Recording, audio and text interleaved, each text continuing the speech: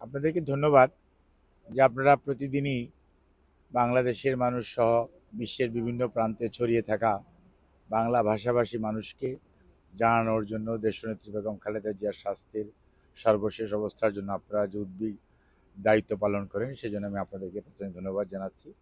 তো একটা জিনিস সবসময় মনে রাখতে হবে, বেগম খালেদা জিয়া উনি বিএনপি চেয়ারপারসন, 3বারের সাবেক প্রধানমন্ত্রী, সবই ঠিক।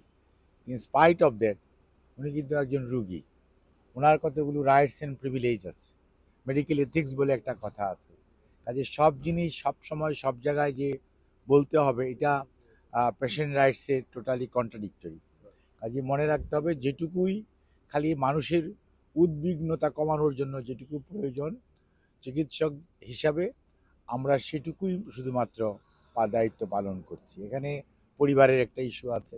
আমাদের দলের ভারপ্রাপ্ত চেয়ারম্যান জনাব তারেক রহমান সাহেব, ওনার সহধর্মিণী ডাক্তার জুবাইদা রহমান, এবং আমি সবসময় বলি সৈয়দা শামেলা রহমান, আর আপনারা সবসময় লিখেন শর্মিলা রহমান, অর্থাৎ নামটাও অনেক সময় ভুল হয়।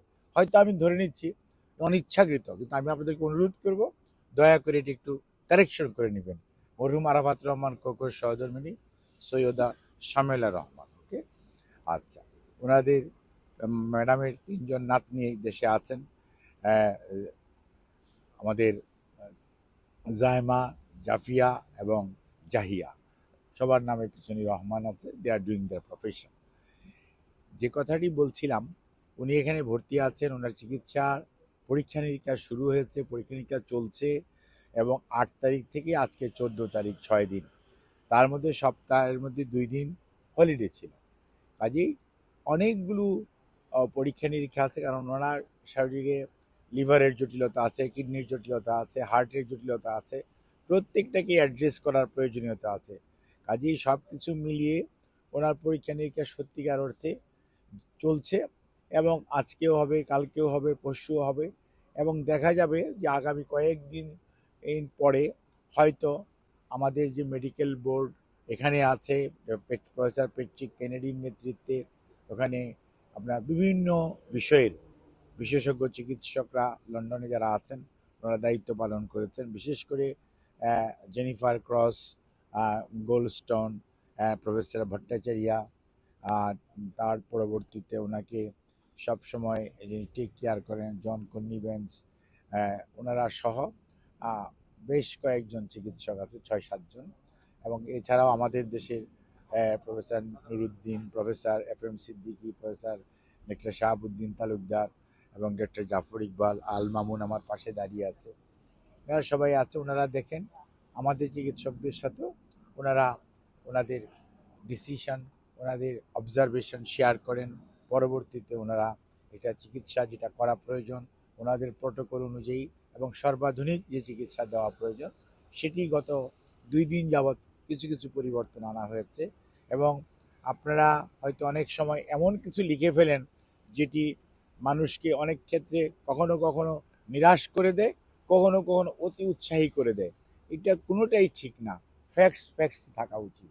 এবং এই ব্যাপারে শুধুমাত্র এটুকুই বলা যায় যে ওনার সুচিকিৎসার জন্য এখানে উনি এসছেন, আলহামদুলিল্লাহ, আল্লাহর কাছে শুক্রিয়া। এবং আপনাদের মাধ্যমে দেশবাসীর কাছে এবং দেশের এর বাইরেও পৃথিবীর মানুষ যারা ওনার জন্য, ওনার ওয়েল উইশার, সবার কাছে ওনার পরিবার এবং ওনার পক্ষ থেকে আমরা দোয়া চাই। উনি নিজেও দোয়া চেয়েছেন, আপনাদেরকেও যেমন ধন্যবাদ জানিয়েছেন, দোয়াও চেয়েছেন ওনার সুচিকিৎসা যাতে হয় এবং যাতে উনি আরেকটু সুস্থ হয়ে দেশে ফেরত যেতে পারেন। সেই জন্য আপনারা সবাই ওনার জন্য দেশবাসীর কাছে দোয়া চাইবেন। এবং আমরা আপনাদেরকে অনুরোধ করব আপনাদের মাধ্যমে যে একটা জিনিস, যে বাংলাদেশে গত 21 সনের 10ই এপ্রিল উনি করোনা আক্রান্ত হয়েছিলেন। তার পরবর্তীতে উনি বিভিন্ন ওকেশনে 15 বার উনি এভার কেয়ার হসপিটালে ভর্তি হয়েছেন। 422 দিন হসপিটালে ভর্তি ছিলেন বিভিন্ন রোগ নিয়ে। জন হপকিন্সের চিকিৎসকরা, আমেরিকার নিউ ইয়র্কের আরও চিকিৎসক, অস্ট্রেলিয়ার চিকিৎসক ডাক্তার জুবাইদা রহমান সহ সারা পৃথিবীর একটা বড় মেডিকেল বোর্ড করে আমরা ওনার চিকিৎসা করেছি। ওনারা সবাই আগেও বলেছে, এখনও তারা দ্বিধাহীন চিত্তে যে জিনিসটা সবাই স্বীকার করেছে যে আপনারা যেভাবে পেশেন্টকে সীমাবদ্ধতার মধ্যেও আপনাকে বুঝতে হবে 5ই আগস্টের পূর্ববর্তী যে সিচুয়েশনটা বাংলাদেশের ছিল ওটা সবাইকে মনে রাখতে হবে, এবং সেই অবস্থার মধ্যেও যে সেবা দিয়ে চিকিৎসা ওনাকে দেওয়া হয়েছে সেটার ব্যাপারে ওনারা সবসময় বলেছে you did the wonderful job, ইংলিশটা ছিল you did excellent and wonderful job. এটা জন হপকিন্সের ডাক্তাররাও বলেছে এবং আমাদের এখানকার যে লন্ডন ক্লিনিকের চিকিৎসক ওনারাও বলছেন। তবে ওনার ডে টু ডে ব্যালেন্স খুবই মেনটেন করতে হয়। শি ইজ রানিং 79, যে কথাটি আপনি বলছেন লিভার ট্রান্সপ্লান্টের issue, yes it is keeping in mind, কিন্তু মনে রাখতে হবে হয়তো ইট ইজ ফিজিবল, হয়তো ইট ইজ আদৌ করার মতো অবস্থার মধ্যে আমরা কি এখনো আছি কিনা, অথবা কিভাবে করলে উনি আরও ভালো থাকতে পারবেন, আমরা কি রিস্ক বেশি নিয়ে ফেলবো, এইসব অনেক জিনিস আছে। কাজে সেগুলো বিচার বিশ্লেষণের এখনো সময় আসে নাই, ওনারা সময় করে বিচার বিশ্লেষণ করে তারপরে জানাবেন। ওনারা যখন জানাবে আমরাও আপনারা দেখতে পাবেন ইনশাল্লাহ। আপনাদের সবাইকে ধন্যবাদ। এই ধন্যবাদ।